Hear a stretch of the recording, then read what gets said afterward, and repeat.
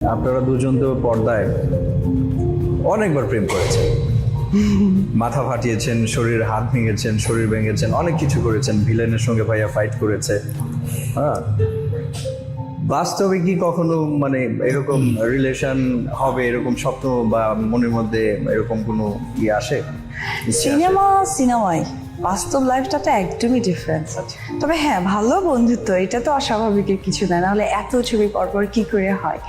But সিনেমার লাইফটা নিয়ে যদি বাস্তব চিন্তা করা যায়, এটা একদম বোকামো। কারণ সিনেমাতে এই একটু দেখা হলো কলেজে যেতেই, ওইখানে কিন্তু আর কাউকে না দেখা গেলে হিরোকে দেখা যাবে। বাট বাস্তবে যদি কেউ বিপদে পড়ে, হিরো তো দূরে থাক, বাবা মাও এগিয়ে আসে না।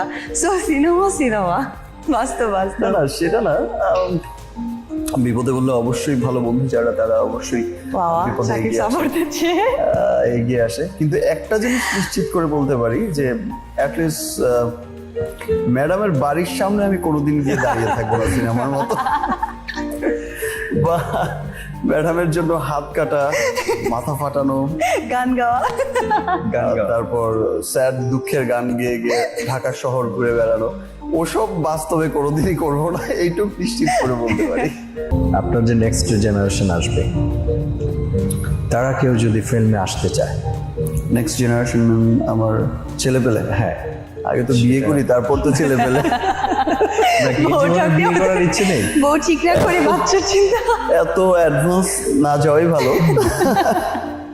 এত অ্যাডভান্স স্টোরিতে আবার মুভি ফ্লপ হয়ে যায় অনেক সময়। তো বিয়ে করছেন কবে? কবে নাগাদ? বিয়েটা বছর 5-এর মধ্যে সেরে ফেলবো ইনশাআল্লাহ। বাবা মার পছন্দ? বাবা মার পছন্দ তো অবশ্যই, বাবা মার পছন্দ হতেই হবে। শুধু বিয়ে তো আর আমি আমার জন্য করব না, আমার অ্যান্ড দেন আমার ফ্যামিলির।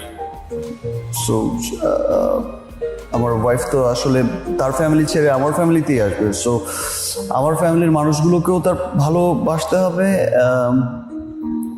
পাশাপাশি আমার ফ্যামিলির মানুষজন যেন তাকে পছন্দ করে, তাকে ভালোবাসে, ওইরকম তো কিছু হতেই হবে। আপনার তো ভাই নেই, বোন আছে? আমার বোন আছে একজন। দিদি, আপনি যদি ফিল্মের নায়িকা না হতেন তাহলে কি হতেন? আসলে পড়াশোনা করতাম।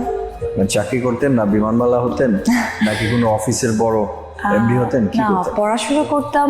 আমার খুব ইচ্ছে টিচিং দেওয়া। আচ্ছা আচ্ছা, Teacher, স্কুলে না এটা- কলেজে? ওভাবে কোনো চিন্তা করিনি, বাট টিচিং দেওয়ার চিন্তা ভাবনা খুব ছিল।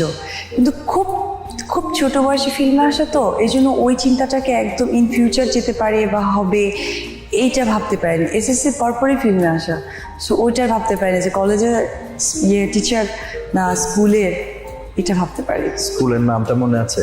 হ্যাঁ, কোথায় আমি তো সেটা? ওই তো পুজোর মধ্যেই তো বাড়িতে গিয়েছিলাম, গিয়ে স্কুল কলেজ সব ঘুরে দেখে আসছি। দেখেছেন না? তখন স্কুলে যখন গেলেন সেখানকার রিউমারটা না, আমি স্কুলের ভিতরে যাইনি, বাইরে থেকে ঘুরেছি। ভিতরে গেলে অনেক লোক পড়ে গিয়েছিল। গাড়িতে ছিলাম, দেখেছি স্কুলের পাশ দিয়ে যে। সাথে একটা প্রশ্ন, ভাইয়া তো কিছুদিন আগে একটা ফিল্মে গান দিয়েছে নিজের গলায়। হ্যাঁ, আপনার কি এরকম ইচ্ছে আছে যে না, একটা আমি ছবিতে তো গান ভুল করেও এই ইচ্ছাটা কোনোদিন স্বপ্নেও দেখিনি যে আমি গান গাবো। কারণ আমার গলা এতটাই অস্বাভাবিক গলা, গানের গলা। গাইবেন? মানে আপনি গুনগুন করেও গান গান না? কখনো না, ভুল করেও গাই না। তাই?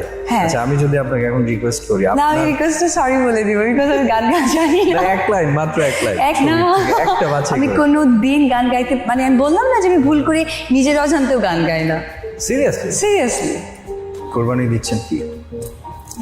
কোরবানি এবার দিচ্ছি না, কোরবানি প্রতিবারই দিয়ে যাই। না, এবার কি ইনশাআল্লাহ দিচ্ছেন? প্রতিবারই কোরবানি দিই, প্রতিবারই আল্লাহর রহমতে কোরবানি আমি এখানেও দিই, ঢাকাতেও দেয়া হয়, আমাদের দেশের বাড়িতেও দেয়া হয়। সো কোরবানি যা দেয়া হয় আর কি বরাবর তাই। না, অনেকে তো উট কোরবানি করে, গরু কোরবানি করে, আমি সেটার জন্য ডিফারেন্ট থিংসের জন্য বলি। না, আমরা আসলে আমাদের বরাবরই গরু কোরবানি দেয়া হয়, খাসি কোরবানি দেয়া হয়। কেন হয়ে গেছে? এবার অবশ্য কোরবানিটা মানে কোরবানির পশু হাটে আমাকেই যেতে হয়েছে। কারণ হচ্ছে এবার আমার বাবা বাড়িতে নেই, তিনি হজে গেছেন। ও তো এবার কোরবানির টোটাল দায় দায়িত্বটাই আমার ঘাড়ে এসেই পড়েছে। ঠিক আছে তাহলে। খুব ভালো কাজ। শাকিব গরুহাটি কি গরু কিনে আছে। আমি আসলে আমার এই এত বছরের লাইফে আমি কোনোদিন আমাকে কোনোদিন বাজারে যেতে হয়নি, আর আমি পারিও না বাজার করা। এই কোরবানির এই আমার কাছে মানে একটা অন্যরকম একটা কেমন জানি একটা অনেক ঝামেলার মনে হয়, অনেক বড় কাজ মনে হয়। না, প্রিয় রং বা প্রিয় কালার, তারপরে এইসব বিষয় নিয়ে ড্রেস সম্পর্কে আমি হ্যাঁ, প্রিয় রং আমি পরেই আছি ফিরোজা, তারপরে বসে আছি লাল।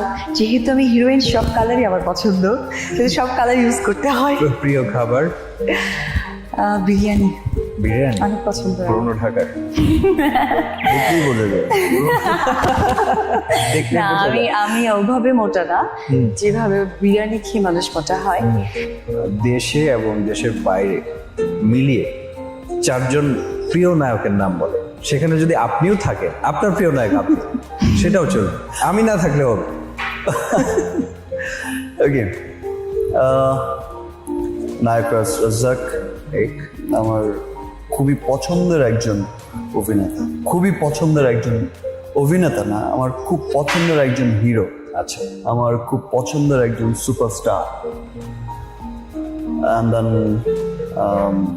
আলমগীর সাহেব is also a big star, খুব stylish star. And then Farooq sahib, দেশের বাইরে নেই। and then সোহেল রানা, পারভেজ সাহেব। আমার দেশে থাকতে ভাই বাইরে দেখার কি দরকার? দিদির আমিও আসলে বেসিক্যালি ছোটবেলা থেকে মা, আমার ফ্যামিলি, সবার গার্জিয়ানদের, মুরব্বীদের মুখে শুনে এসেছি রাজ্জাক আঙ্কেল, ওনার একটা স্টাইল ছিল সিঙ্গারা কাটিং জুট। এটা আমি বেশ সিঙ্গারা সিঙ্গারা এই কাটিং ওইটা তখনকার হেয়ার style ছিল, স্টাইলটা because আমার আমার এত ভালো বাবাও- লাগতো। আমার বাবা ওই স্টাইল করতেন। হ্যাঁ, তো এই সেক্ষেত্রে ওনাকে আমি যত সাক্ষাৎকার বা যত অনুষ্ঠানে আমি পারফর্ম গিয়েছি, সেখানে আমি এই কথাটা বলেছি, রাজ্জাক আঙ্কেলকে অনেক ভালো লাগে, তারপরে আলমগীর সাহেবকে আমার অনেক ভালো লাগে, তারপরে জাফর ইকবাল, ওনার স্টাইলগুলো আমার অনেক ভালো লাগতো। আমরা কিছুদিন আগে একটা অনুষ্ঠান দেখেছি, আপনারা দুজন এসেছিলেন সেই অনুষ্ঠানে, কোটি টাকা। কি হতে চাই কোটিপতি। সেখানে সাকিব ভাই বলছে আপনার দাঁত নাকি ওনার খুব এটা কি বলেন? এটা টিভিতে বলছে, সামনাসামনি বলে তোমার মতো বাঁকা দাঁতই হয় না কারণ। ঈদে আপনার কথা ছবি রিলিজ হচ্ছে, এবার ঈদে ইনশাল্লাহ কটা বললে জিনিসটা ভালো লাগে না, মানে ব্যাপারটা এভাবে বলা উচিত যে বিগত 7-8 বছর Shakib Khan super duper star হওয়ার পর, কিং খান হওয়ার পর থেকে যতগুলো ঈদের ছবি পায় আমাদের সবগুলোই বা ম্যাক্সিমাম ছবি আমাদের পায়। তো সেই সূত্র ধরে বলতে পারি এবারও আমাদের 3টা ছবি আসছে, আদরের জামাই, কিং খান আর প্রিয়া আমার জান। তো ওই 3টা ছবিতে আমি আছি এবং সাকিব খানের সাথে অপু বিশ্বাস, আমরা এই 3 জন।